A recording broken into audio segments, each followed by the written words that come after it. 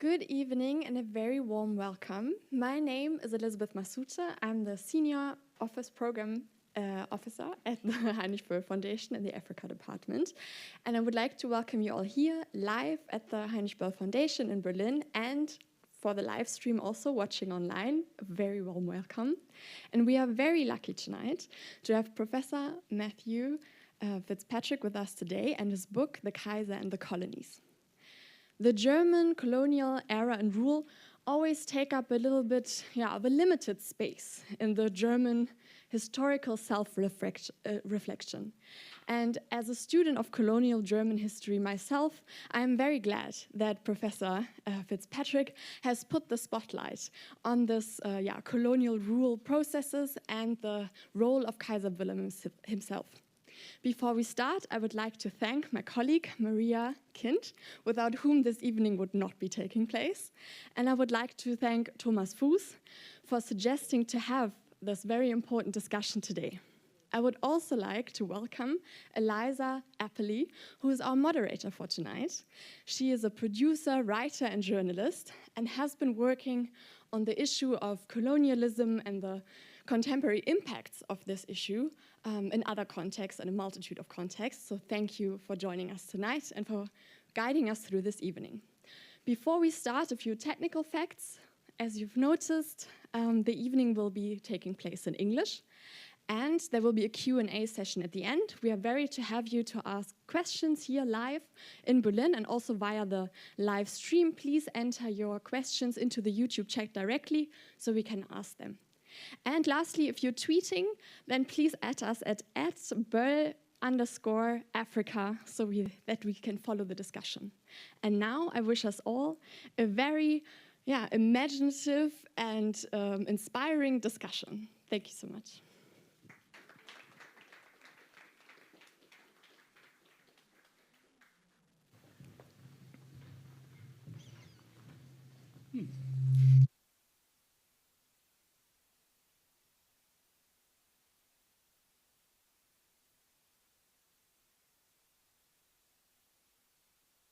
Real privilege to host the conversation this evening, a very important and timely conversation.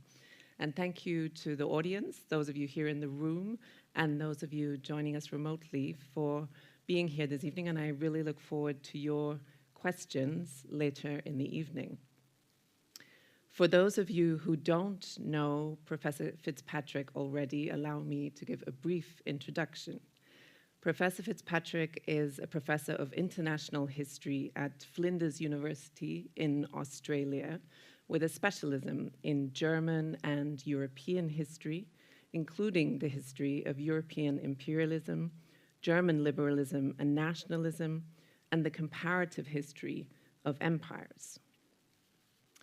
With his new book that we'll be discussing this evening, The Kaiser and the Colonies, Matthew examines German imperialism through the interaction of the monarchy and the empire.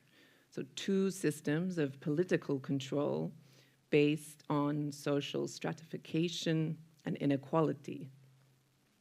In a period of imperial expansion and the nationalization of the monarch, he re-examines the role of Kaiser Wilhelm in Germany's colonial apparatus and its colonial atrocities.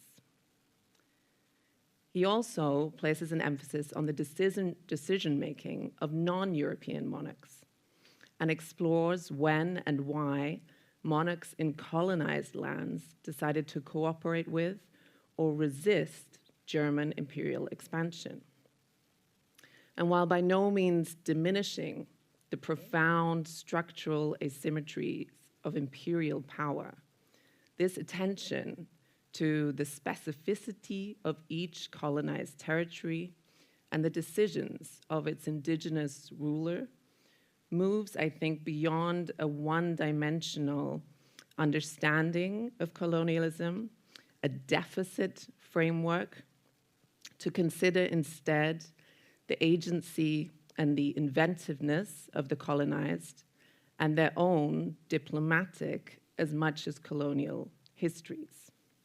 So Matthew, it's a real pleasure to speak with you this evening, and thank you for joining us. Thank you very much for having me, and thank you to the Heinrich-Böll-Stiftung for having me, and also, of course, to you, Eliza, for being here. As I mentioned, you write and teach extensively on European imperialism, German liberalism, nationalism, the comparative history of empires. I'd love to begin to ask you more about the impetus behind the Kaiser and the colonies. Yeah, thanks. I mean, the book in many ways comes out of my earlier research into German liberalism, German nationalism, and German colonialism.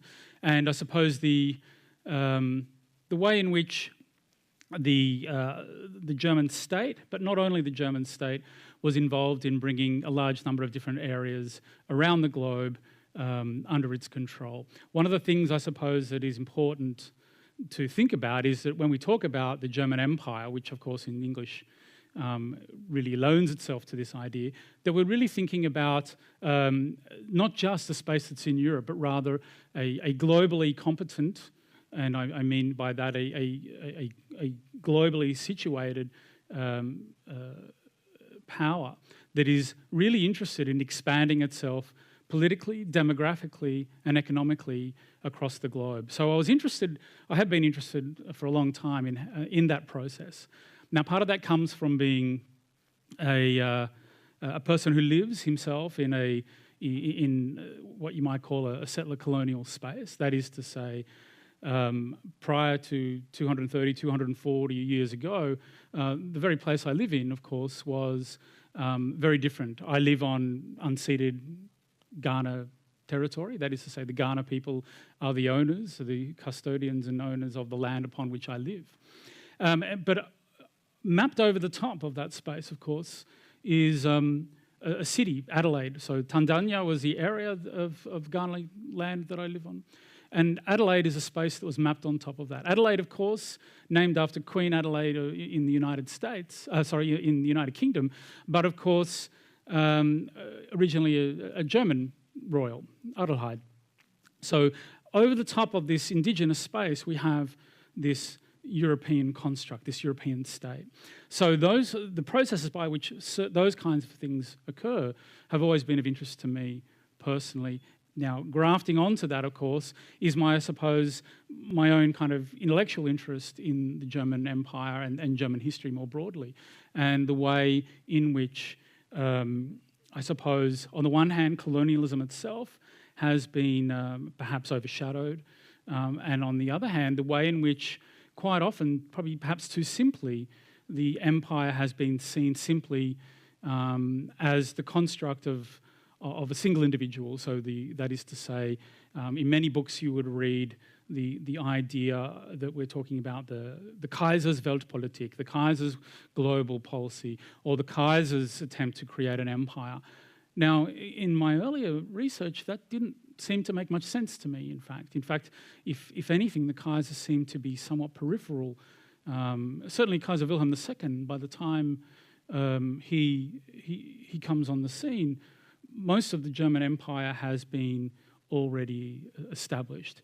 So from those personal kind of interests all the way through to kind of a dissatisfaction, I suppose, with the current historiographic or the current history set of perspectives on German history, I came to try and write this book about that. And the last thing I want to say before we move on is, of course, very quickly it became apparent to me that it is insufficient when writing about monarchy in the German Empire to simply focus on Germany, but rather to think about the fact that, of course, overwhelmingly it was the case that the territories that the Germans were interested in that were also monarchies, and that those monarchies too had their own internal dynamics that had to be taken into consideration. So just as in part one of the book, I try and talk about what the German monarchy was like with regard to the empire and what role it played.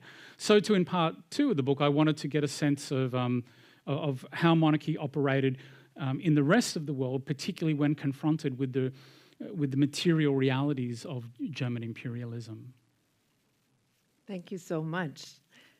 I'd love to tap a little bit more into that kind of established consensus of what the Kaiser's role was in Germany's imperial project, and maybe you could just flesh this out for a little more for those of us new to the topic. Yeah, sure.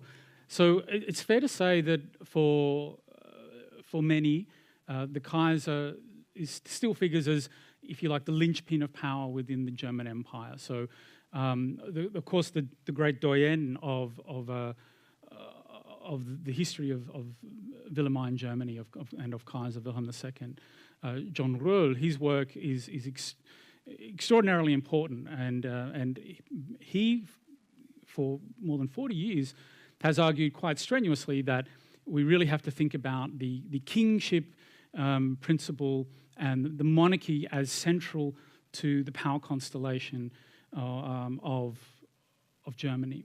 Now, taking that into advisement and not dismissing that, nonetheless, I felt that story of the Kaiser as not just reigning but also ruling Germany and its empire was somehow insufficient, and there were other things to say about the way in which power is exercised. Now, in earlier work, I had suspected that there was an evolving liberalisation and an evolving embourgeoisement of German society that had led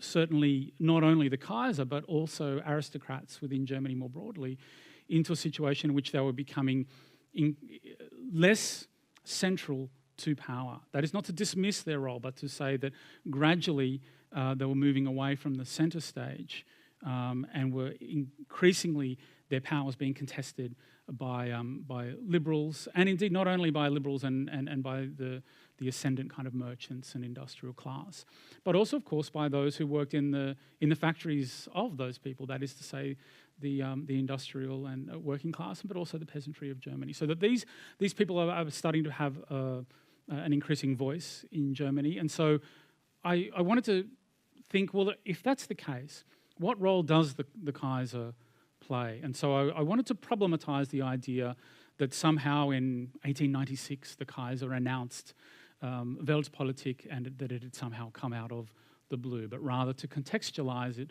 more within, I suppose, the framework that the Germany had evolved politically, and that imperialism and colonialism was a part of that evolution, and it had to do with other parts of German society, not just the Kaiser. Thank you.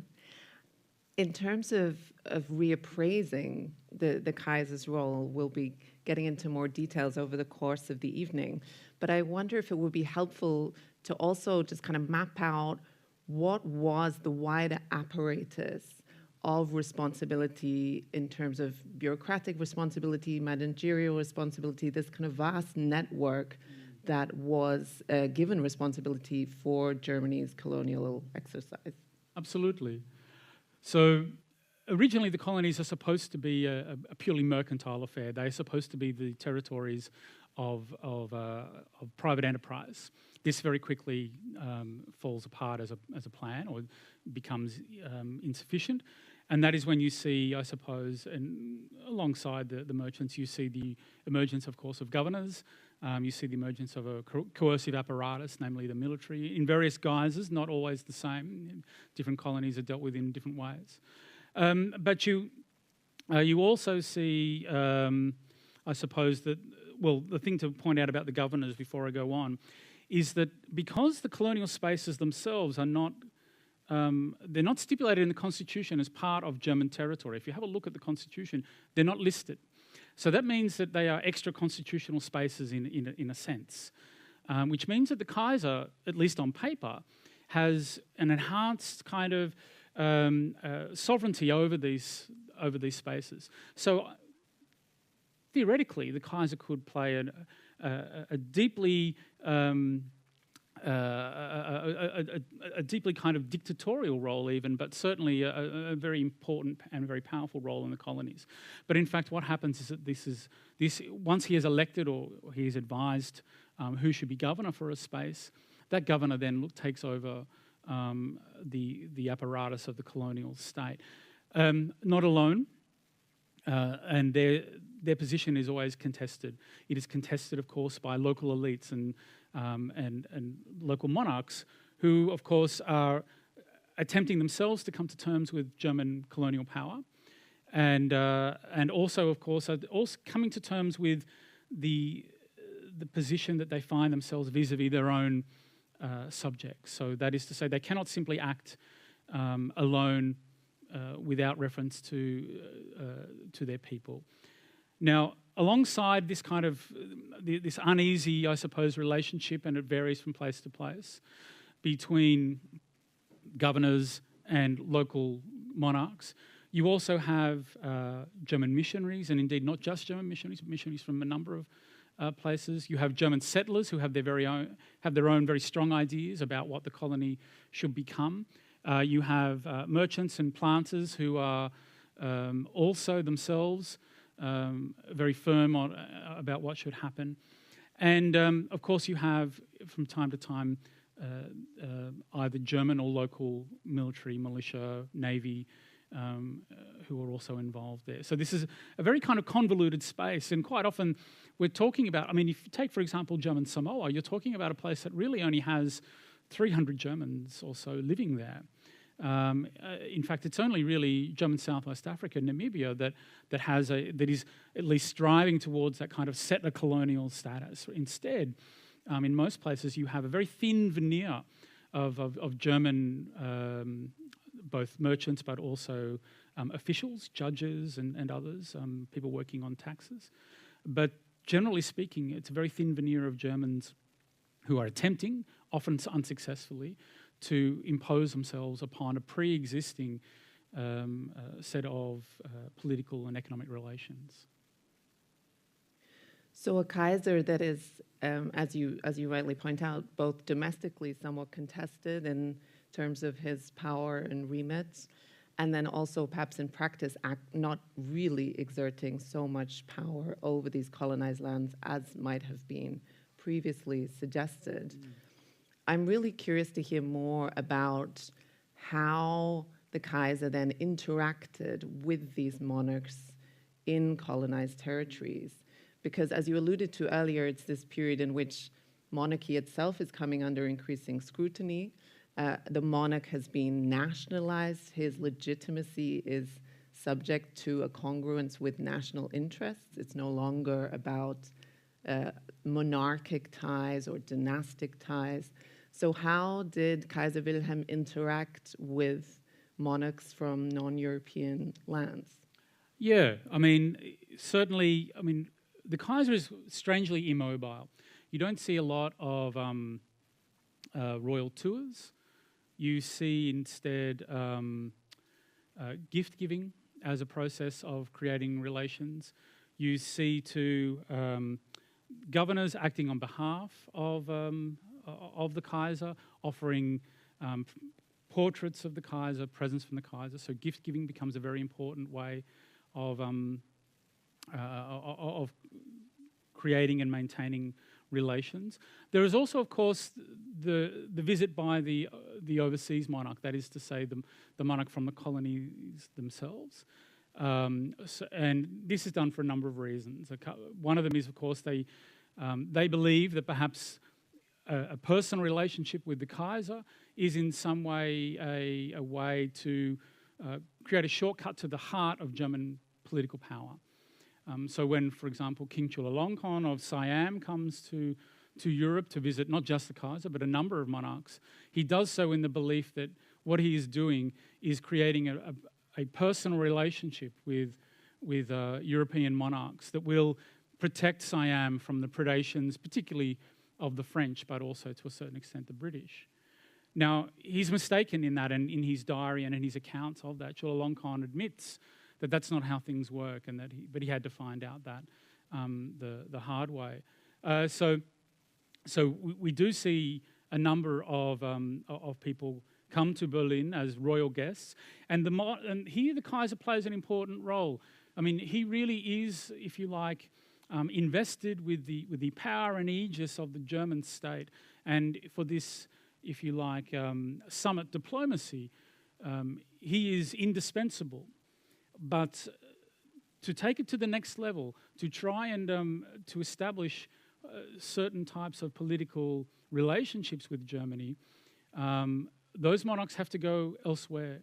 And of course, I mean, and those who know Germany well, such as the King of Douala, King Rudolf Douala Mangabell, he knows that he can bypass the Kaiser, and if he wants something, then he petitions the Reichstag directly.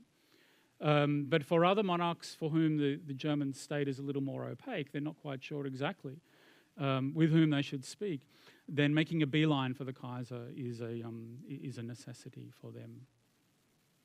I'm really glad that you brought up the royal visits, Matthew, because some of the scenes that I found most staggering in the book are your accounts of royal visits from non-European monarchs from colonized territories. And in particular, Heinrich Mahahero of the Herero people. I would love for you to share details of that visit with the audience. Yeah, absolutely. So we have with Heinrich Mahahero, the son of Samuel Mahahero, a royal visit. And it is supposed to be, I mean, the Herero have been agitating for such a royal visit for a long time. But it can really only take place within the context of a broader colonial, not to say display, but certainly, if you like, let's kindly call it a celebration. So he comes to Germany more or less in two capacities. One, as an anthropological curiosity that is displayed amongst the German people, but then secondly as a royal guest. Now he's not the only one to have done that. So, for example, Tamasese Leolofi I of Samoa, also many consider him to be, if you like, the crown prince of Samoa. Now he too wants to come and forge a personal relationship with the Kaiser. And he can only do so as part of an anthropological show. And he spends a great deal of time in the Hamburg Zoo. And his friend from Samoa says he's upset about this, and of course, lobbies Wilhelm Solf, who was the governor of Samoa, and says he needs to meet the Kaiser.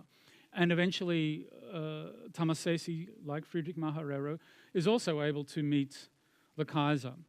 But again, the German press, of course, talks about this as them coming to pay their respects to the Kaiser. That is to say, they've come to more or less to acknowledge his supreme power. And of course, in the settings of the German colonies, whether that be Southwest Africa for Heinrich Mahahero, or in Samoa, where for the case of Tamasese, the belief there is at least that they will be forging royal to royal relationships. Now, in the case of Tamasese, he goes away from Germany, having watched enormous military parade. He goes away from Germany somewhat satisfied with at least having seen and come into contact with the Kaiser, and is able to at least use that for internal political capital. He's able to say, as a friend of the Kaiser, I'm in a good position to speak with the governor, and that helps him with his internal rivals. But if you read the account of Heinrich Mahahero, he's far more dismissive of the event and says that he gained nothing from it. They were shown around, and he was deeply disappointed, in fact, with his visit to Berlin. So those are two examples of, perhaps in some ways, two of the most tragic cases of royal visits where they come, as I said, both as anthropological curiosity, but also ostensibly as royal guests. Yeah, the dissonance in those scenes and the photographs that are contained in the book are just really startling. I think that would lead us on to the experience of the Herero people. As many of our audience will know, between 1904 and 1907, German military forces unleashed a campaign of genocide against the Herero and Nama peoples in what was then Southwest Africa. The genocide has been read as a direct prelude to the Holocaust, and attributed to the will of the Kaiser himself. So I think this is a really interesting period to discuss with you, Matthew. Perhaps you can first, for those new to this period of German history, explain briefly when and how the genocide came about, and then tell us how you evaluate the Kaiser's personal accountability. Yeah, it's a good question, and it's a thorny one at present, and it's one that's been discussed in a great amount of detail, and with both heat and light being shed on the subject. The war comes about when Samuel Mahahero, as leader, says that he that effectively the Herero can no longer stand the effectively the diminution of Herero sovereignty over land, but also over economic assets. So that is to say, the struggle is effectively about economic and political sovereignty as the Germans move more systematically onto Herero territories. This is vulgarising a large amount, and I can already see that that experts in the field would have many more things to add. What's surprising about it from the German perspective is that they've invested a lot of political and capital in Samuel Mahahero. They have backed him as leader over other factional leaders within the Herero community. And so it comes as a surprise, particularly to the governor, that this uprising occurs, and particularly when it does occur when the governor is away, seeing to putting down other communities in German Southwest Africa. Now, initially, the war is, as most colonial conflicts begin, is handled by the governor. But as in Germany, it becomes, put it this way, the German military believe that the governor can no longer handle what's going on there. And so they are very keen to take over control of this war. Leutwein says, actually, the governor says, Theodor Leutwein says, I'm in a position to handle this.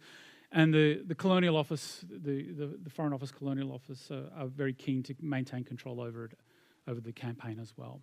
They lose that battle, and the German military step in. Now, at this point, the Kaiser has a constitutional role to play. He must choose who is going to lead the forces. And he's given a choice of generals to send out. And to everybody's surprise, he chooses Lothar von Trotha, who has made a name for himself as a colonial war specialist, with an emphasis upon being particularly brutal in his waging of war. And so it is a surprise that the Kaiser chooses him, but the Kaiser has long had the opinion that Trotha should have been in charge from the beginning. Now, many are surprised that the Kaiser had an opinion about this at all, because up until this point, if anybody was thinking about the Kaiser's role in the war in Southwest Africa, they were deeply concerned that he was not paying any attention to it at all. That is to say that he had no day-to-day oversight and was uninterested in discussing the matter whatsoever. And in fact, those surrounding him didn't know what would be worse, whether he continued to ignore the campaign or whether he in fact took an interest in military proceedings, which would be disastrous for the war, they decided. So Lothar von Trotha goes to Southwest Africa, and again, vulgarising for the sake of cutting a long story short here. He attempts to use the tactic of the war of annihilation, the battle of annihilation, I should say, a tactic that is known to colonial armies, and not just colonial armies, around the world, based on the so-called can-I principle of encirclement of an army and then the destruction of that army so that it is no longer an effective fighting force. This fails, and one of the things we should keep in mind is that what happens after this is really a signal of Lothar von Trotha's inability to wage the colonial war that he wishes, which is brutal enough, which is by no means in some way to be excused. I mean, and we have to be very careful here when we talk about these things. We're not involved in exculpatory reasoning when we talk about the process of the war. But what happens next is he moves on to, instead of the battle of annihilation, he moves on to a process of a campaign of attrition. And this attrition is based on the Herero have escaped the encirclement and have moved out into the desert. And the idea that von Trotha hits upon is to seal off the waterholes, or poison some of the waterholes, and to push the Herero into the desert. And eventually this ossifies into the so-called annihilation order, the Vernichtungsbefehl, which says that any Herero that attempts to return from the desert into the settled spaces of the colony will be shot at. And at this point, when this occurs, when this is discussed in Germany itself, there are those who are very firmly against it. The SPD, of course, have gotten wind of the fact that this is an extremely brutal campaign. But interestingly enough, Bernhard von Bülow, Chancellor, also says this is too much. And interestingly enough, Schlieffen, the military leader at the time, he too says that he would have to concede that this attempt to annihilate the Herero has gone as far as it can. That's not to say that he doesn't agree with what is looking like a complete war of annihilation, but he says it's probably gone as far as it can. So he says we should stop it on pragmatic grounds. Bülow cites moral questions and qualms about it. This is not to say that Bülow is somehow morally absolved from any guilt here. This is far from the case. But and the Kaiser, when he is confronted, is really discombobulated by this and says, well, the laws of Christian warfare don't apply to barbarians and savages. And Bülow very deftly sets this aside and says, well, no, I'm not interested in a theological discussion. It's worse than immoral. It's not working, and we need to return to a political process. Now, only the Kaiser can have von Trotha rescind the order. That's because of this kind of dictatorial relationship, the extra constitutional space. But interestingly enough, the Kaiser doesn't dig in his heels and say, no, I want this to go on. He allows, he says to Bülow, okay, tell Bülow he has to rescind the order, and he does. So that's the Kaiser's two actions there. Now, at no point is there a kind of if you like, a genocidal order from the Kaiser, and most historians are agreed on that point. Isabel Hull, for example, Jürgen Zimmerer, a lot of people have said that there's no kind of Kaiser, Wilhelm II does not order this, but nonetheless, it is very clear that he has chosen the military leader that he thinks is going to be the most unforgiving on the battlefield. But it is also his second role when he is told to or asked to, but in fact told to by his chancellor to overturn the decision of his commander in the field. He does so as well. And in that sense, we get an inkling of, even if constitutionally he doesn't have to, the Kaiser still considers himself in some way to be a kind of a constitutional monarch of sorts. So if I understand correctly, only the Kaiser could rescind that order and end this strategy of annihilation, but the original order did not have to go past him. That's that right. Correct? The order originates in the field, and now Schlieffen is on board with that order early on. He does not say that this is a bad idea until such time as he's confronted more or less with facts on the ground, and also with Bülow's plea. So the Kaiser is the one that must rescind it. And von Trotta knows this. And in fact, when Leutwein says, I want you to preserve the nation. By the way, Leutwein is not doing this because he has a particularly strong affinity with the Herero people, but rather because he is concerned with preserving a workforce. That is to say, he wants the Herero not to be murdered en masse necessarily. Rather, he wants them to be preserved as a servile workforce, or at best, an indigenous proletariat for the colony. But Trotta says to Leutwein, there'll be no parliamentarising about this question. You do not have the status to ask me to do that, and I won't do it unless I'm told by Berlin to stop doing it, unless I'm told by the Kaiser to stop doing it. And effectively, that's what happens. All too late. And again, no one comes out of this story covered in glory. But nonetheless, we have to be very careful about how we retell this story of that genocide and how it unfolds. It's an episode of German history that, as you alluded to, is receiving, albeit very belatedly, more attention and awareness in recent years, with a formal apology and attendant aid package announced last year. I'd be curious to know what you see as the most important remedial actions that still need to be taken, and particularly how those actions navigate the claims of the Herero and Nama peoples and the claims of the modern-day Namibian state. Yeah, a very thorny question, and one that's being confronted at the moment.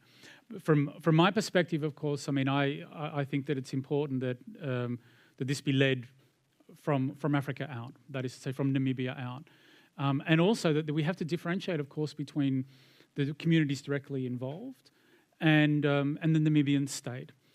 Those two are, of course, not synonymous, although they overlap in important ways. I think that there is room, possibly. And I'm not an expert in this field, and I wouldn't pretend to, but I think that there is scope there to be led, firstly, by what Namibians themselves want to see come out of this process, and then and to see with whom your local interlocutors are going to be. That is to say, how you discuss this matter with the Herero and Nama communities, and how that also fits within the broader configuration of contemporary Namibian politics, which of course has moved on in enormously interesting and different ways from the German period. And of course, in some ways, I mean, as a colonial period expert, it is open to me to make 1,000 errors based on simply not understanding what the current situation is and what the relationship between different communities and within Namibia looks like. But I mean, from my own perspective, it is really up to for Germans, and particularly the German state, if it is a question of reparations and apologies, to be guided effectively by the imperatives of what the Namibians see as an important outcome of this process. Otherwise, you're in a situation where you once again reinscribe the power of the metropole. You reinscribe the power of Germany over the process in an attempt to make it feel like something has been gained and won for Germany. It is no good for this process if all of Germany comes out of it feeling extremely happy about the outcome, if the Namibians feel themselves to have been overlooked in important ways. Absolutely. The violence of that episode resounds through to this day. It's also a violence that was present to other parts of the German Empire, and indeed very present to rulers of those lands. Over the course of the book, Matthew explores different forms of encounter with German imperial power, situations in which we have extreme violence, situations in which we have resistance, and situations in which there is a degree of cooperation. And you identify that awareness of violence as a motivating factor in the decision to cooperate with German colonialists. And one really fascinating example is King Neue of Bamum in present-day Cameroon. His interaction with Kaiser Wilhelm and the negotiation of his own power under the structural power of empire is a really particularly rich field of inquiry in your book. And I'd love for you to tell us a bit more about that relationship and King Neue's different motivations. Yeah, this is a very interesting case because, of course, the king himself leaves his memoir. He explains at least his sense of what has occurred. Now, of course, much of this is ex post facto. He's attempting to rationalize and explain his role in colonial events. But it is very clear that he has taken notice of what has occurred in Cameroon up until the time the Germans have arrived in Bamum. He has noticed, for example, that those kings that have attempted, those Cameroonian kings that have attempted to defy the Germans, have ended up the victims of a merciless German campaign of so-called pacification. So very early on, he decides that once the Germans arrive in Bamum, that he is going to try and come to an arrangement with them. That is not merely to preserve his own power, although that's a very important factor because we have to remember that his own rise to power within his kingdom was deeply controversial amongst his own people. So, but he's not doing it just because of his own difficulties in holding on to power at home, but because he is firmly of the belief, as he writes, that should he lead his people to war against the Germans, then they will be wiped out. And so he, Njoya, very adept at reading not just local but also international power relations, decides that he is going to become, if you like, an ally of the Germans. Not a puppet king, but an ally. And that's a very important difference. A puppet king, in many ways, you get a sense that they are always and everywhere beholden to the Germans. And he tests the Germans in a number of different ways. But part of that, of course, is a process of gift-giving. And that takes place in a number of different ways, both clothing, but also very famously with his throne, Mandu Yenu, which I saw for the first time in the Humboldt Forum just the other day. But he does this precisely because, yes, I think I have a picture of that, if I'm holding it the right way.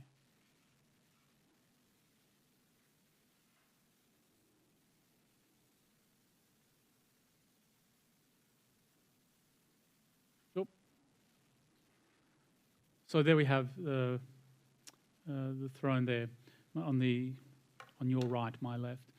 And there we have Njoya sitting upon it. Now, this is part of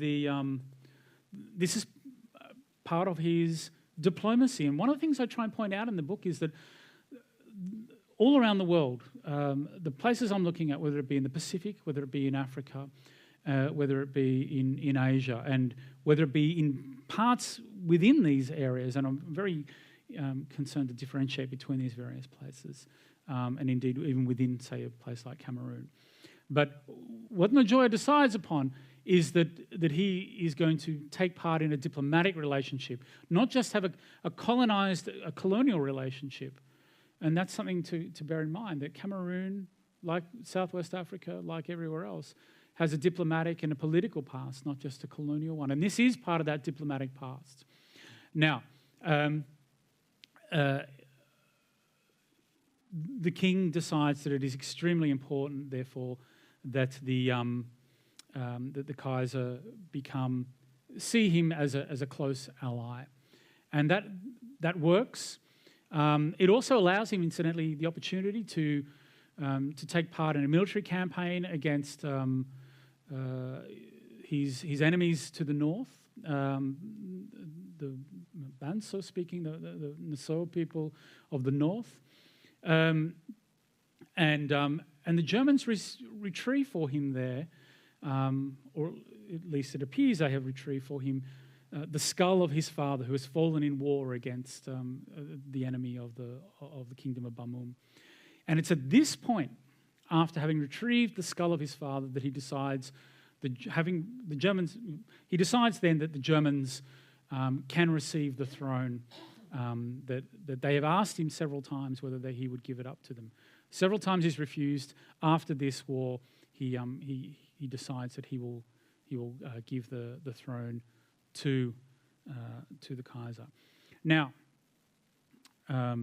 what that means, of course, is, that doesn't preclude from the fact that this, of course, happens under duress. This is, of course, a colonial situation, and the power differentials, the power dynamics are very clearly colonial. But nonetheless, he wants to maintain a good relationship precisely because he realises how dangerous it can be if he becomes an enemy of the German state and of the Kaiser. And the last thing I'll say about that is, of course, perhaps if we could see the picture once more, you can see that in the bottom corner there is a rifle that is the rifle given to the Sultan of Witu in East Africa, who similarly decided that he wanted to be a friend of the Kaiser. But his kingdom was given away in the Anglo-German agreement on Heligoland, was given away to the British, and to cut a long story short, they fought a very difficult and relentless war against Fumo Bakari, the Sultan of Witu. And the only thing that remains, more or less, of the Sultanate of Witu is this looted rifle that is in the museum in Greenwich, in Britain. It was retrieved by the British. So what I suppose I'm saying to sum all of this up is that it is one thing to create this diplomatic relationship, but on the other hand, the very small microclimate inside the colony upon which this alliance rests can change very quickly with these overarching structural issues pertaining to the broader nature of the German Empire globally. Thank you so much, and I think that was wonderful that we were able to see the throne, which, as you mentioned, is still in Berlin and currently on display in the Humboldt Forum, and certainly an object that is referred to within contemporary restitution discourse. And I'd love to ask you how you see those circumstances of so-called gifts playing out in the restitution discussion and, of course, debate. There are those who have strong opinions against restitution. Do you see that somewhat more opaque property transfer being cited as a reason to not restitute an object because it was a so-called gift? Once again here, fools rush in where angels fear to tread, but I think the centrality here is that we shouldn't confuse the processes of the period with the dynamics of today. So it is not for me, for example, to tell the people of Cameroon how they should feel about their artifacts in German museums. I don't have that right and thankfully that responsibility. But what I would say is that that I probably am in favour of an object-by-object analysis of this, that there are objects that are very clearly looted objects, stolen objects, objects that have come, objects that have come out of radical violence perpetrated against colonised peoples. There are other objects, of course, that have come about as a part of diplomatic exchanges. Now, at the one end, for example, we have a pavilion, a Siamese, a Thai pavilion gifted to Germany by King Chulalongkorn of Siam that now stands in a German garden. I can't remember in which city it stands, but it now stands in a German garden. Now, Germany didn't colonise Siam. The gift was given by a king who was able to maintain his kingdom, and indeed his relatives still rule Thailand today.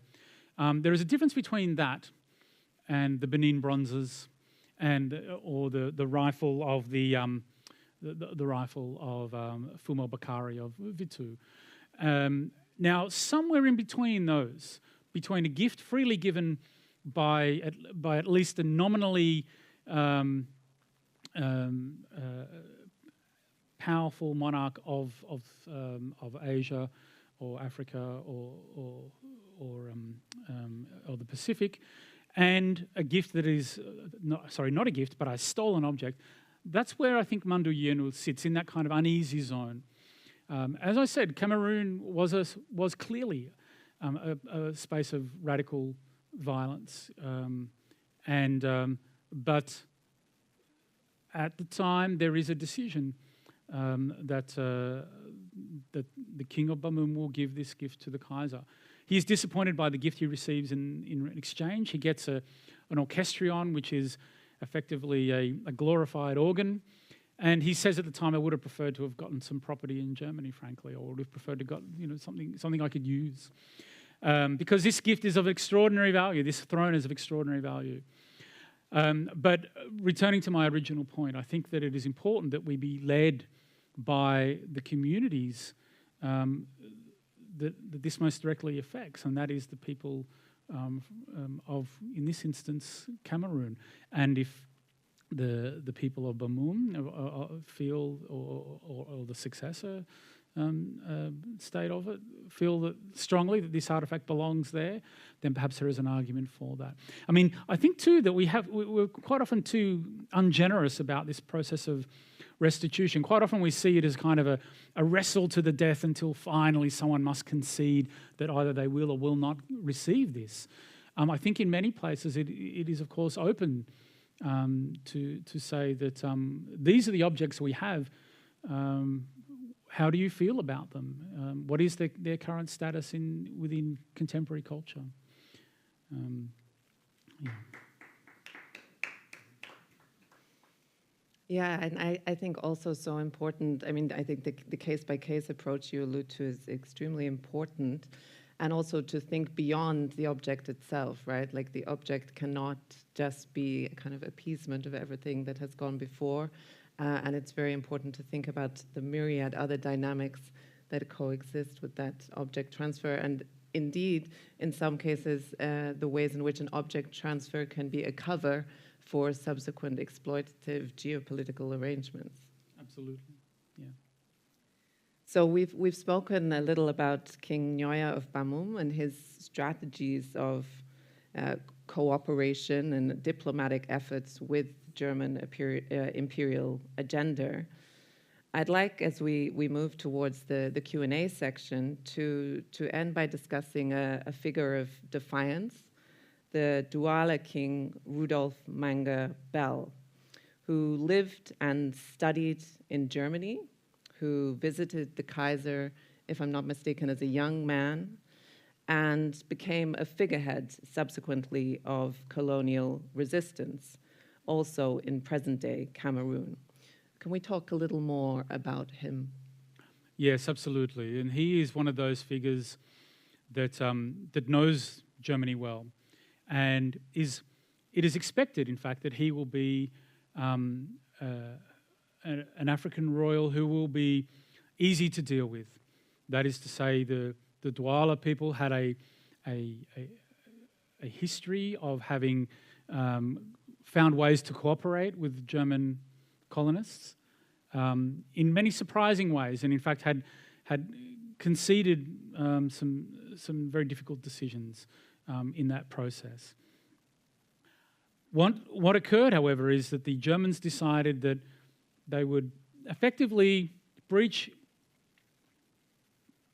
the fundamental basis of the contract that had been signed with the people of Douala, with the king of Douala, and with German merchants, namely that their land could not be taken away from them.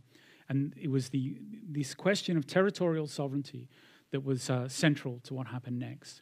The Germans decided that the town of Douala, which is well situated and would lend itself to creating a harbour, should become an exclusively German city, and that the Douala who lived there, the Douala people who lived there, would be moved to the hinterland. Their houses would be razed to the ground, and they would be moved to an area where they could not take up their pursuits of fishing and other pursuits based on their access to the water. And at this, King Rudolf Douala Mangabell, on behalf of his people, not on and again, we have to remember the dynamic relationship between the monarch and his people in all settings. But he decides upon a strategy of petitioning.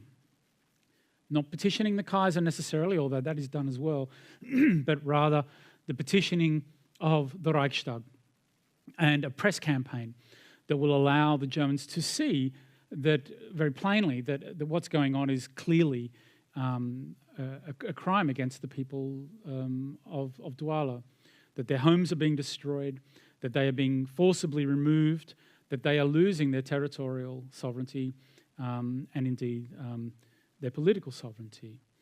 Now, this process goes on over a number of years, and Wilhelm Solf, often lauded as a governor who is very liberal and who only wants the best for the people of the German colonies, is instrumental in bringing about the downfall of Rudolf Douala Mangabell. And this is done by levelling the charge of treason against him. This charge of treason originates, and this is where we have to be kind of careful, but also we have to be honest about that there are inter-Cameroonian dynamics at play here. It first comes to our attention via the Kingdom of Bumum and indeed by the King Njoya himself, who relates to a missionary that he has heard a story that King Rudolf Douala Mangabell wants to overthrow the Germans and instead place the British as the rulers of Cameroon. Now, the long and the short of it is that this account is apocryphal, that the account has come about by mistake, that the missionary who was involved in this has not waited to hear the full story, and that when other missionaries arrive and the messenger is questioned with people with better linguistic skills, it becomes apparent that there is no plot, there is no coup attempt, there is no treason on the part of King Rudolf Douala Mangabell. He has remained steadfast in his policy of petitioning the German government for the return of their territory. In the meantime, World War I has broken out.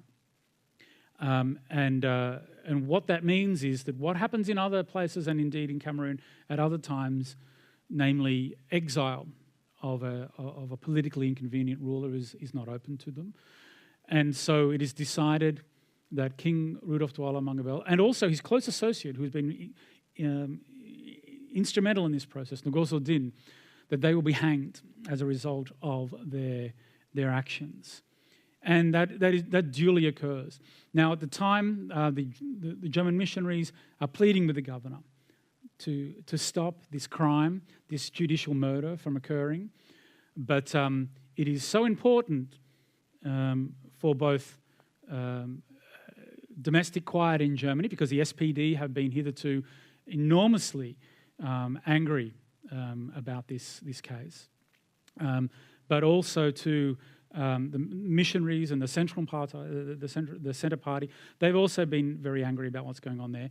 And this charge of treason is the trump card that can be used to stop all further discussion of the issue. And so it means that this king, who had remained steadfastly pacifist in his approach and decided upon going via the parliamentary route, was murdered for his actions. And so this is something that I think is that reverberates, as you said. This reverberates in contemporary Cameroonian history. I know that, for example, Princess Marilyn Bell was here not long ago, attempting to raise awareness of this, and this is something I hope that will be considered by Germans in the same way they consider German Southwest Africa or the Maji War or other German colonial crimes. times. Certainly, he's a figurehead of colonial resistance in Cameroon, and there is growing recognition of his role in Germany. There's currently an exhibition at Mark in Hamburg, and as you may know, plans to rename a square in Berlin, Mangebelplatz. And as a final question from me before we open it up to the floor, you touched earlier a little on the restitution intricacies. I'd love to hear your thoughts on those kind of decolonizing gestures in public space in terms of renaming streets and squares, and perhaps also what kind of decolonization, efforts you hope your work will particularly inspire. This is, again, one of those lovely fraught questions, but I mean, I think that that it is, should there be street names in Germany named after King Rudolf Douala Mangebel? Absolutely. I hope that all of the names of the people that are in not just my book, but the book of all historians working on German colonialism find themselves on street corners all around Germany, far better than many others that kind of are there. The question of decolonization is, for me, one that I need to be careful of. I think that all those endeavours, renaming streets, panels such as this, curriculum development within universities and schools, ensuring that colonialism sits firmly within the consciousness of not just Germans but everybody who has a colonial past. I think all of that is extremely important, but that by itself is insufficient to call it decolonization. And maybe this is a perspective of somebody who sits in a settler colony. In Australia, we have a process that has been begun by Indigenous elders called Makarrata. It's based on the Uluru Statement of the Heart, and it is an Indigenous-led attempt to get a number of things. Firstly, territorial sovereignty over their lands where possible. Secondly, a constitutionally guaranteed voice to Parliament that cannot be somehow de-legislated later on. And then, of course, a truth-telling about the past. But for them, that truth-telling, that is the third aspect of that. And I think, for me, I think in many ways, I mean, is it Brecht that says, erst kommt das Fressen, dann kommt die Moral? I mean, that is to say, first comes those kind of very material concerns that have to be addressed. And in some, then associated with that, then we can start talking about decolonization as an intellectual project or as a moral undertaking of spaces. Now, that is to say, for those who are interested in the field, I'm very much in favour of what Eve Tuck and Wayne Yang say when they say that decolonization is not a metaphor. It is not talking about decolonization. It is about what decolonization looks like when the rubber hits the road, when things are given back, when land is given back, when sovereignty is ceded to those from whom it was taken.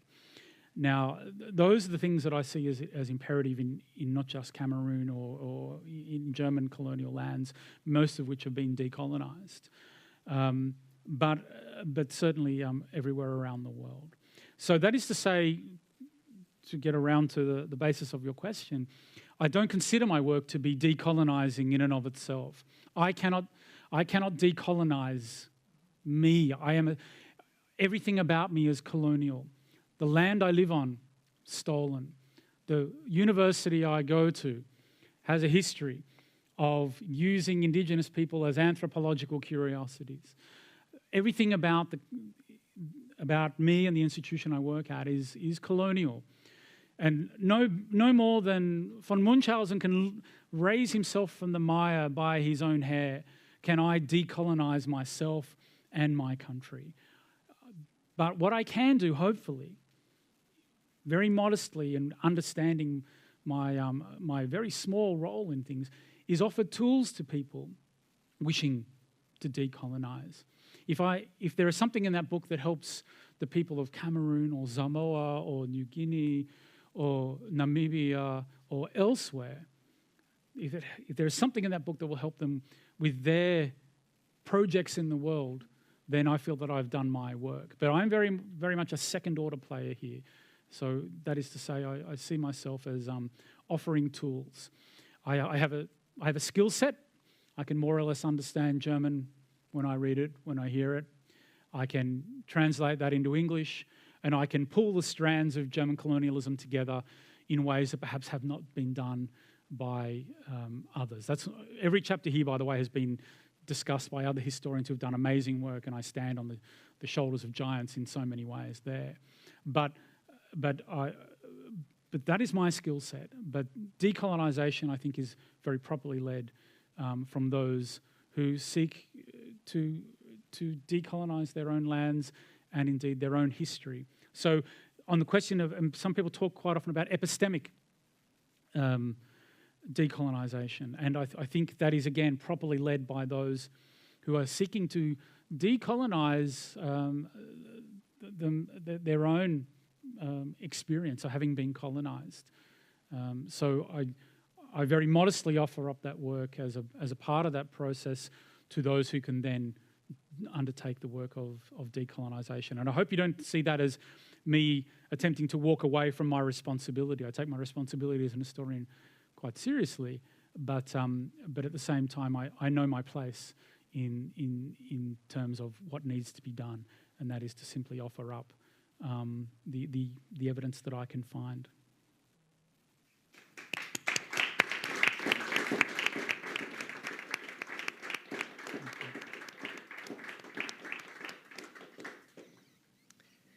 Thank you so much, and let's open it up to the audience now, both in the room and joining us virtually. I know Maria is curating online questions, and is there a roaming mic for the audience? Or just speak up and we'll hear you.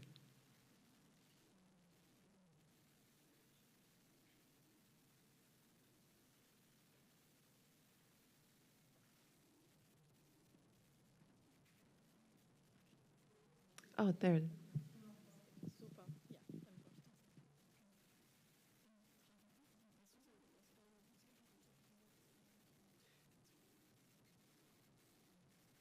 Perfect. Any questions? There's a question there in the third row. Thanks a lot. Thank you very much for the book first and for the fascinating talk too. You mentioned John Rule in the beginning and characterizing his work as seeing the Kaiser as the linchpin in Imperial Germany's political system. And from what I gathered from you, reading a bit in your book, but also now listening to your talk, your interpretation is very different. He's a rather marginal figure. And coming from doing colonial history myself, and especially working on Namibia, I would very much agree with what you said, that the Kaiser doesn't figure terribly much in that story. I wonder, however, whether that changes if we're not looking at the colonies, but rather at domestic things or diplomatic policy with European great powers, for instance. So might John Rule be right in that instance? Is there the possibility of a synthesis between what you write and what he does? Or how would what's your take on that? Yeah, I mean, I have an immense respect for his work, but I think you're right in saying that perhaps many of us have moved towards a different model of understanding the Kaiserreich.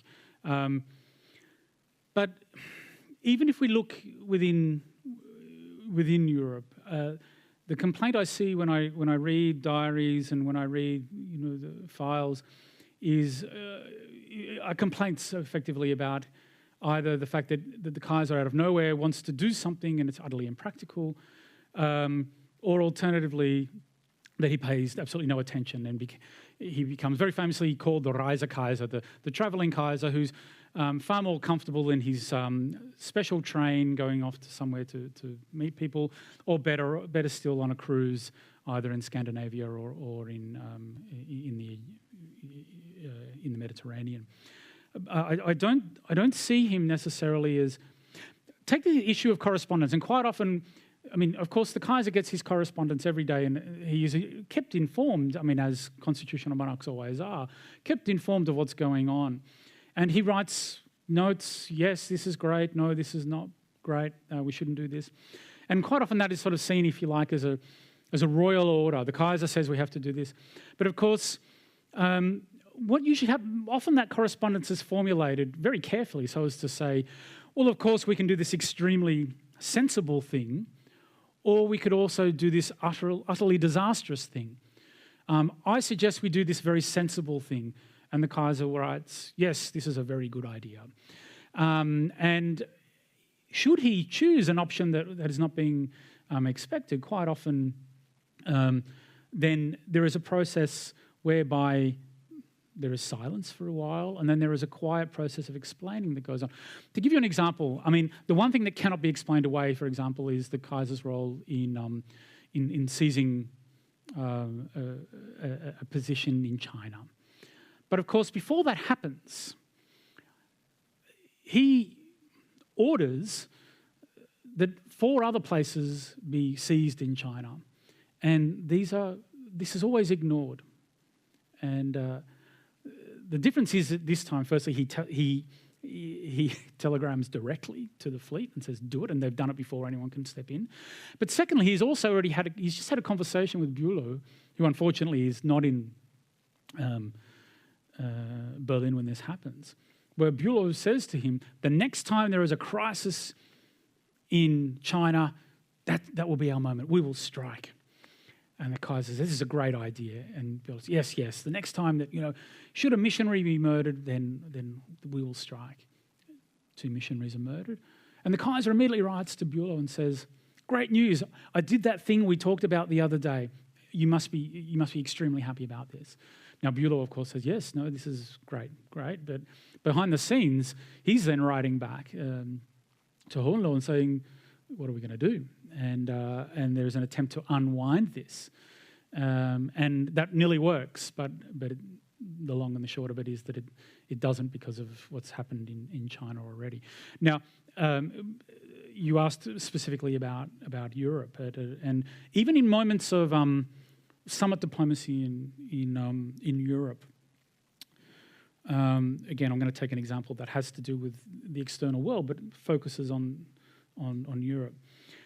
The French look like they're going to, strangely enough, the French have surrounded Bangkok, and in doing so, they've also surrounded British military vessels, and it looks like there's going to be a shooting war break out in Siam between the British and the French over the question of who's going to control it. And in Britain, Queen Victoria writes personally to the Kaiser and says, if there's a war with the French, will the Germans take part? And the Kaiser very bravely breaks down, doesn't know what to do, and looks, and his advisors say, don't worry, we'll take care of it. And it goes straight to the Foreign Office, and it goes straight to the Marine, to the Navy, and they say to the Kaiser, you don't do anything, we'll look after it. And they look after it. And the long and the short of it is that the French declare that there's been a great mistake made. The British are permitted to stay wherever they want in Siam, and no war eventuates. But even in that moment where one royal speaks to another, this is not about royals getting together. This is about constitutional monarchy, via this kind of summit diplomacy. And the same goes, by the way, for the Willie-Nicky correspondence. I'm sure that you've done more research on this than I, perhaps, but this is choreographed by foreign officers and military. This is not one monarch reaching out to another in a moment of need and saying, between us. And this is what, Johannes Parliament, great concept, where he says, we move from this kind of royal solidarity where monarchs can make decisions on behalf of dynasties to the royal cosmopolitanism that Eva Gilloy also talks about, this idea that, as you say, that royals are nationalised. And if they don't act in the interests of the nation, then they are sidelined. The Daily Telegraph affair shows that very, very, very, very quickly. if once a Kaiser is out of step with public opinion, then he is effectively ordered to retreat. And the inverse is the case. When he doesn't take interest, say in the first Moroccan crisis, he doesn't want to go to Morocco. But Bülow says, "You're going to Morocco." And he says, "But I don't want to." And they spend 2 days. "I don't want to, you're going. I don't want to, you're going." And what happens? The Kaiser rides in on a horse into the streets of Tangier and on the orders of others. So that's my answer to that, I suppose. Couple more questions here.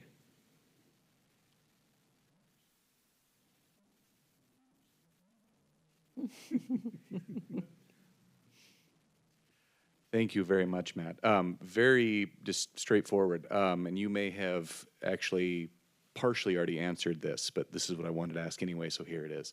How much did German public opinion influence his action or inaction, as the case may be, in the evolution of the German colonial project? And I know that's a big question, but you've kind of already started it here. Yeah, I think the short answer to that is a great deal. His personal chamberlain writes a diary and an account of his time with the Kaiser, and he says that the Kaiser doesn't even understand, and indeed the entire state apparatus doesn't understand the extent to which it is guided by powerful voices in German public opinion. That is to say, and this is what I mean by embourgeoisement and liberalisation, that it's not the case. You don't need the national liberals or the left liberals to have a Reichstag majority for them to be able to kind of capture, if you like, the cultural and political life of the state in important ways. So, for example, the fact that Samoa is remotely of interest to the Germans in the 1880s, 1890s is precisely because it has been seen to be important by people by Hamburg traders, and then thereafter by important voices in the German press and in the German liberal parties, who would see the capitulation of territory in the Pacific as a crime against the German state. Even though, I mean, Apia doesn't have a very good harbour. In fact, but Apia is the place that they want. The good harbour, the Americans get the good harbour in Pago Pago. The British, they get Tonga. They're very happy with that. So that's just one example of the way in which it works. I mean, and again, I mean, things like the Daily Telegraph affair and others show very much the extent to which the antennas are open to listening to these voices. And I don't want to overplay that. I don't want to say that there is no agency here whatsoever, or that public opinion can't be shaped. And it is clear that the Foreign Office and other bureaucracies are feeding articles to the press that they want to see, but they don't control the terms of the debate. And quite often the debate is turned against them in important ways and at critical moments as well. Now that's for the loyal press. Forget about the left liberal and socialist press and the Polish press and Danish nationalists and French nationalists and Alsace-Lorraine. All of those kind of, in a kind of a heady brew of public opinion mean that these things can't be ignored. And so I think Eva Gilloy is right to say that the Kaiser is nationalised by these processes. Well, thank you very much, Matt, for your presentation for the book, which I read, highly recommended, and for Eliza for the discussion. Now, I beg your pardon for what I'm doing now, because I would like to use your input, professional opinion, moving beyond the scope of the book and the Kaiser and the colonial period as such, and get your opinion or views on the impact of the colonial experience on the following periods of German history. starting with Weimar, the early years of Weimar. To what extent do you see that all the violence and the war experience, the annihilation, sort of carries over into the early days, the Freikorps, and there are a lot of personal continuities, and then, of course, the big elephant in the room. To what extent Germany's colonial experiences are part or sort of feed into the National Socialism period with regard to the Shoah, but also with regard to, one could say, the colonial enterprises with regard to Central Europe, Central and Eastern Europe. Thank you for once again. That's a great question. One I was perhaps hoping not to answer, but I say that in jest because I think it's in many ways one of the most pressing questions. To start with Weimar, it's very clear that there is a very large revanchist streak in Weimar Germany. Those who wish to see the restitution of colonies, they want to see Germany become a colonial power. This has something to do, by the way, with if you like, a pan-European understanding of globalization and the interplay or the role that empire ostensibly plays in globalization.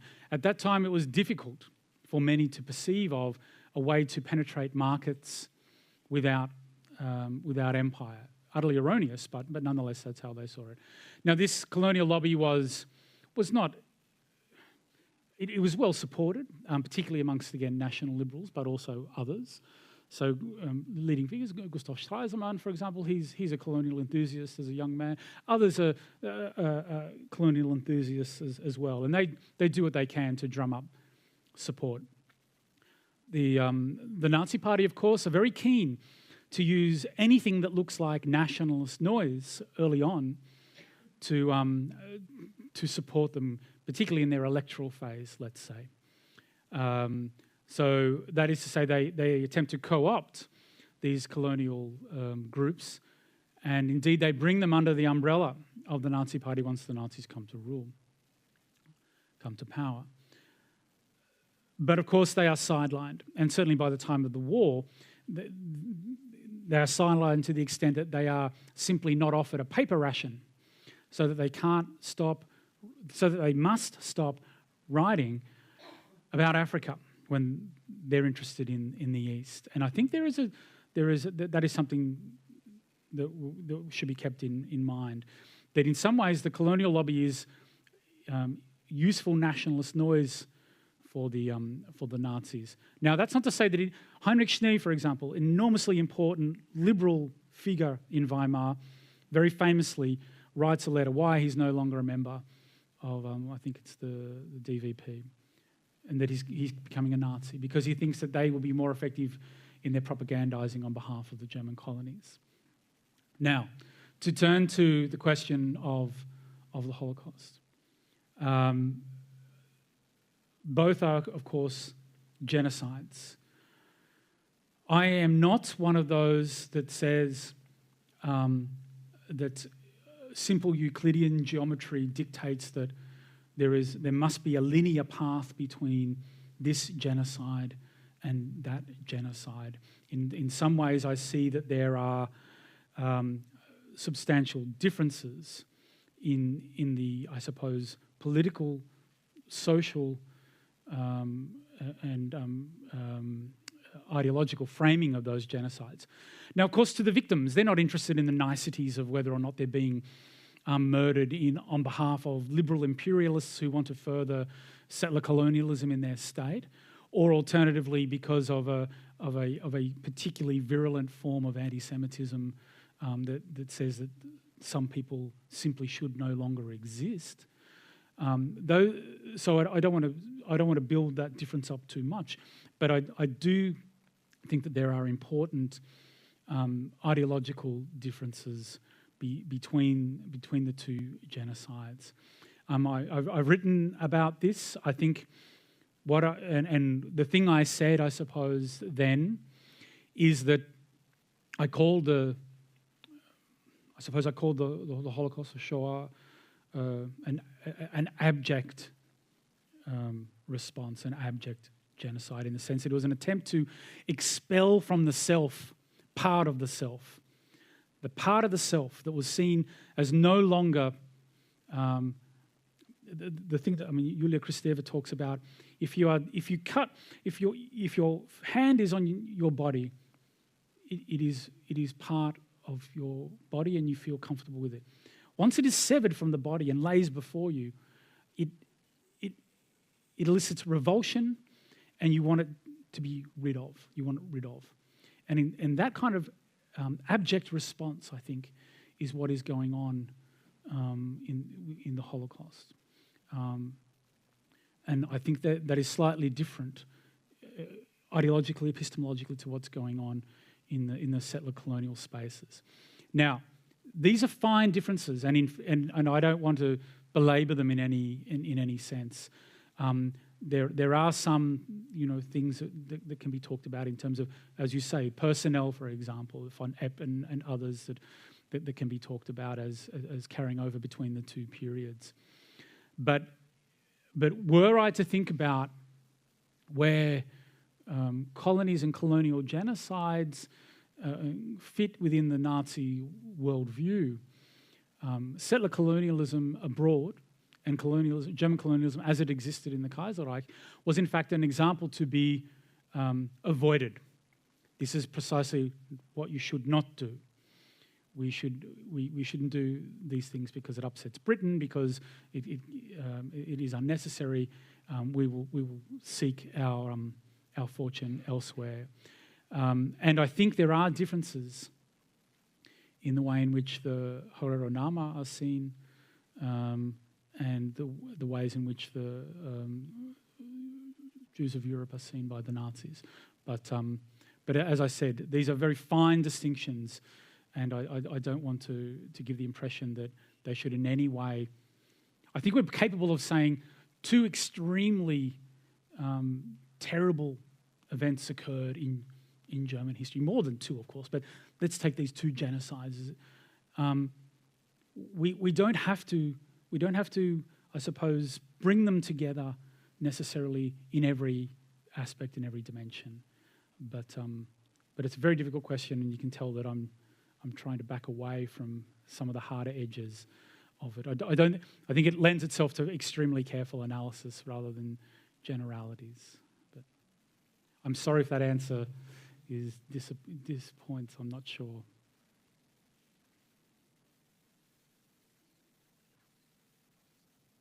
Hey, so I have a question about the image on the right up here, which I think is a really great image. So I don't know, I guess first kind of, did you come across a lot of these kinds of images of this sort of self-fashioning by African monarchs or Asian monarchs, Pacific Islander monarchs also? But with this too, the importance of this culture of display to colonialism, all of these objects, as you pointed out tonight, brought here to show really German power over these places. And here we have an image that is instead created and controlled by a colonial subject. Yeah.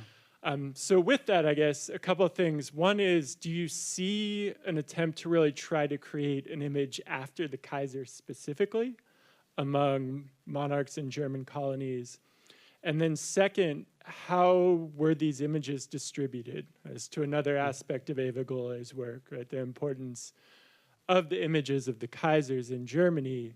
Are colonial monarchs, colonized monarchs using these images? How are they using them to increase their own power?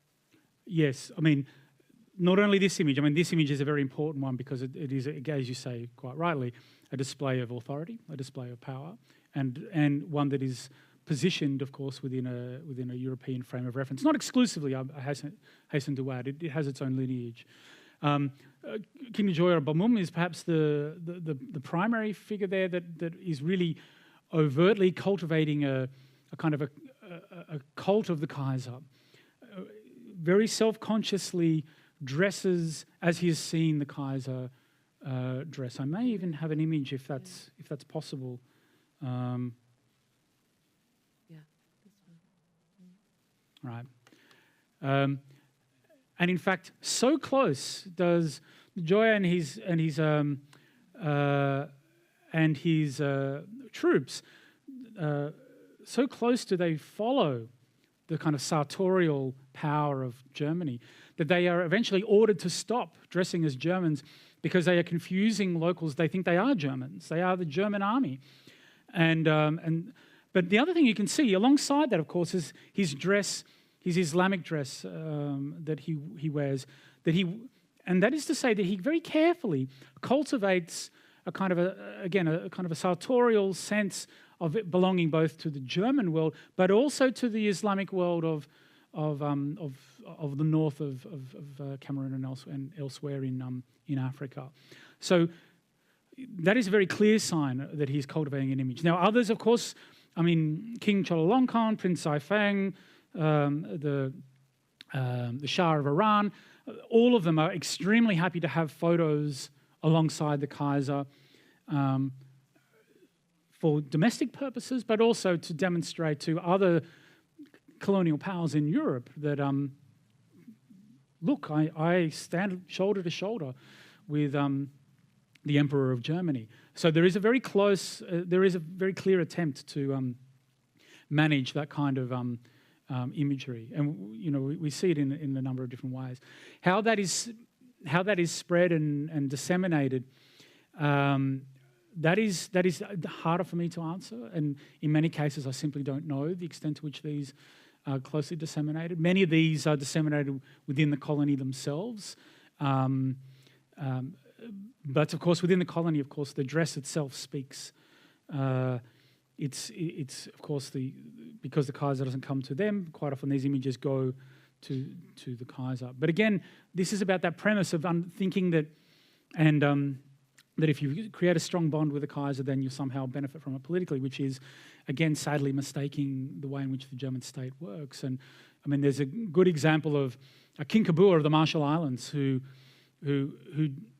does precisely that. He attempts to cultivate a personal relationship with the Kaiser in the hope, I argue at least, in the hope of settling an outstanding real estate, and real estate in the larger sense of territorial sovereignty question in the Marshall Islands.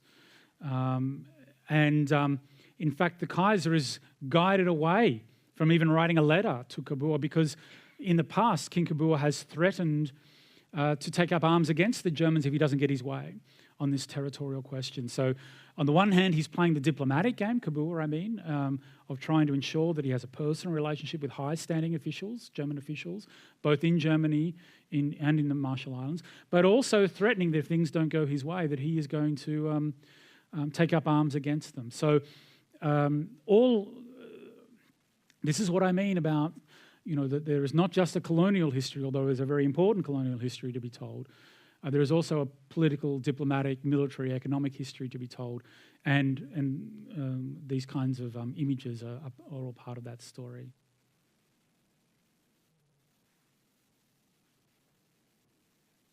Yeah, a question on the Africa, on the societies that were colonized. I was wondering, you laid out various let's call them approaches that the colonized people had towards their colonizers. Is it possible to identify a certain learning process from within the African continent that the colonies learn from each other? And when this learning happens, is it alongside the trench lines of pre-colonial Africa, or is it on the trench lines along the colonial over structure? Yeah, that's a great question, and I think what is important to see is the way in which they absolutely are learning from one another. Not necessarily in the sense that Cameroon is learning from Southwest Africa, although that is happening to the extent that Southwest African rulers, for example, are being exiled to Cameroon, and so there is a kind of an exchange that's going on there, even if it's only a demonstrative exchange of power. But certainly within colonies, the way in which, for example, the way in which Samuel Mahahero comes to the decision that he is going to, initially at least, align himself with the Germans has everything to do with the way in which the Germans have conducted themselves in Southwest Africa. The fact that Makwawa takes up arms against them elsewhere is also to do with what he has seen go on. And then in response to Mkwawa's own death, of course, in turn, others decide that they are safer to align themselves with the Germans than to take up arms against them, or to find a middle path. So there is absolutely a learning curve going on there. And this is why I'm glad you gave me the opportunity to come back to it, that we absolutely must differentiate, not only between each colony, not only between each monarch, but between different communities and different people within those communities in their approach. So take the first Moroccan crisis, for example. The hands of the Sultan in Morocco are in some ways tied, because not only do the French have certain expectations, but also the Germans and also the British, but also his own nobility and indeed the Moroccan people themselves have a very clear sense of what they expect from him and what he needs to do next. And their expectations, of course, they are mutually incompatible. So if he moves in the direction towards the Europeans, then his people will take up arms against him. And this isn't an idle threat. That's what happens in the end. And if he does not, then he'll be overthrown by the Europeans, which also, in the history of Morocco happens as well. So we absolutely have to differentiate between that, between individual communities. Njoya, for example, as I said, he looks at what happens elsewhere and says, I do not want that to happen to me. And so that's what I'm very much alert to the fact that when we talk about Manduyeno and other things, that we really are talking about extremely problematic power differentials. And diplomacy is happening, but I mean, structure and agency. I mean, that the thing that that everybody in universities wakes up screaming in the middle of the night. Structure and agency. I mean, those two, they are still indispensable. And of course, we have to say structure and agency, right? Of course, this is a colonial empire. Of course, there are structures of dispossession and territorial loss and political sovereignty. But the interesting thing is then, so what happens? What happens now? How do people deal with this situation? And how do the Germans deal with this situation? And the answer is in very different ways and very, in different places and at different times. Just an addendum while the next person is moving on is just to say that many historians are people who want to kind of bring everything together and say it is all of a piece. Everything is kind of in some ways, so terms like the global south and all defined kind of negatively as a kind of a collective space. But I'm one of those people who wants to sort of neatly pull things apart, or very not neatly pull things apart, and see how they differ sometimes and what those differences mean, and then we can try and put it back together. Yeah, there's a question here in the third row.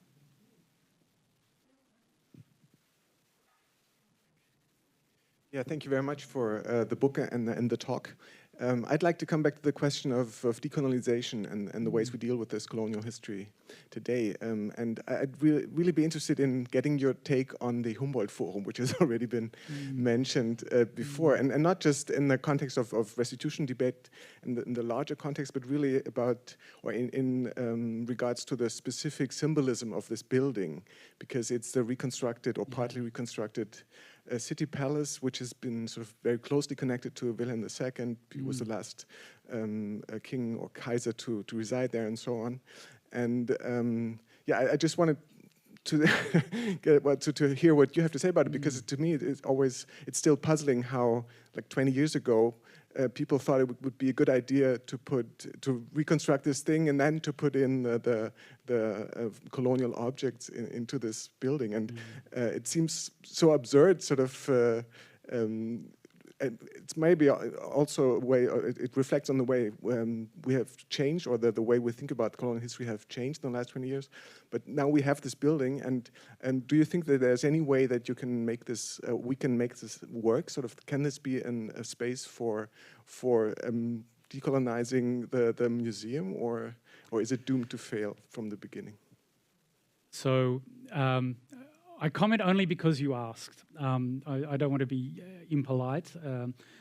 I was surprised. Let's say I was surprised. I was surprised to see that that you would rebuild a palace for a royal family that is no longer in power.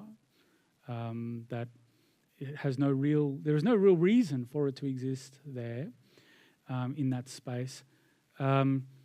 Except part of me, the part that reads Baudrillard and enjoys a kind of a postmodern pastiche as well as anybody else, thought that perhaps it was, maybe it was meant as a joke, but in fact it wasn't. It was meant seriously. So that is to say, I thought, maybe it's a kind of it really is in some ways a kind of a Disneyfication of German history, because it's not the thing itself. It is a reminder of once was there. It is also, of course, an erasure of what was once there, the Palace of the Republic. That, my dear friends in Leipzig, without exaggeration, tears in their eyes as they explained to me what that place meant to them as children. Not because of any political events there, but because of serious events that happened in their lives there. So anyway, so I was surprised to see that was built. The idea that you would want to re-invoke that kind of past. And I think it was, perhaps somebody thought it would be a kind of a call and response with across the road with the remnants of the what was across there. But unnecessary perhaps. Then to put the artifacts of the colonial period inside it, that seemed to me to be, again, from an external position, a strange decision. I went there, as I said, I went there for the first time the other day. So in many ways, I've seen what came about, what happened as a result of the debate. That is to say, so it's no longer just an anthropological museum, although it's clearly got those kind of, those old school cabinets where everything's kind of clustered together and there's a few little kind of notes here and there. But also, in many ways, it's a museum against itself, so that there has been, of course, an attempt to problematize itself, to say, what am I doing here? Why are all these things here? And I don't mean that to be facetious. It's an open question. And of course, the answer is, well, there's a number of reasons why, and some of them are absolutely terrible, some of them are less terrible. But I think there's still work to be done. So, for example, on the cabinets, there's a whole bunch of names. I was talking to someone earlier today, Thomas, about this earlier. A bunch of names collected this time or that time with no real sense, I suppose, of the in many cases, absolutely appalling context within which this collection took place. But on the other hand, there are some really strong voices from Africa, from elsewhere, in there, that I think are an attempt to bring the museum forward. Now, I'm not someone. Museums are not my speciality, and I only go by kind of what I see and whether and there are parts of it where I felt extremely heartened to walk into a space and see that I have a wide frame of reference. I thought, yes, this is exactly what I need to be reminded of as I go to see these artifacts. Artifacts, right? Even the name artifact. What is an artifact? It's an artifact for me, but it's not an artifact for the people that it came from. It's not an exhibit. We saw with yesterday the very, very encouraging decision to send Ngonso back to Cameroon. I think that is an encouraging sign that that perhaps there is, the capacity for thinking about how that might move forward. And I would encourage people, leave those exhibits, once they're taken away, leave them empty as a sign of what has occurred. But I'll allow the museologists to tussle with how it might be reclaimed. But yeah, it's a very, when you think about what Berlin attempted to do to modernize itself, to become the new Berlin, the new capital. What happened with the top of the Reichstag building, the whole, the covering it up and unveiling it and attempting to kind of symbolically,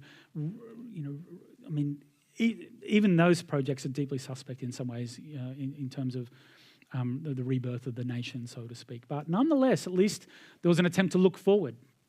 The attempt to look backwards was a strange choice.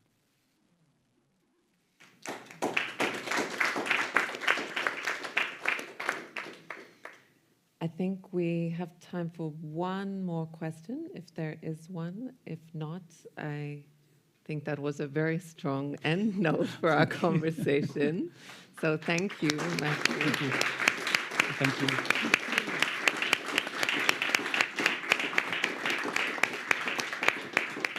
Yes, and thank you, Eliza, for guiding us through this wonderful discussion, through this presentation. And yeah, mostly, of course, thank you, Professor Fitzpatrick, for sharing your research with us, for bringing those very vivid examples to the discussion, and for also sharing your very personal views on decolonization, which I think we were all very, very interested in hearing. So thank you again for coming to Berlin, for having us for being with us this evening.